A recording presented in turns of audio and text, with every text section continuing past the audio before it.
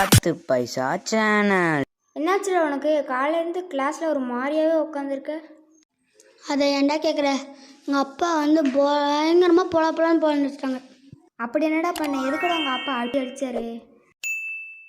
நானே டியூஷன் முடிச்சுட்டு வீட்டுக்கு வந்தேன். எங்கள் அம்மா மளிகை சாமான் எழுதினாங்க. சரி போனால் போட்டுமே எழுதினேன். எங்கள் அப்பா கடைக்காரர்கிட்ட எடுத்து போய் கொடுத்ததுக்கு அந்த கடைக்காரன் என்ன சொன்னான்னு தெரில, வந்து நம்ம பயங்கரமாக பொழப்பலான்னு. அப்படி என்னடா எழுதுன? என்ன ஒரு ஆனந்தம். இந்தாடா நீங்கள் பாடுறா.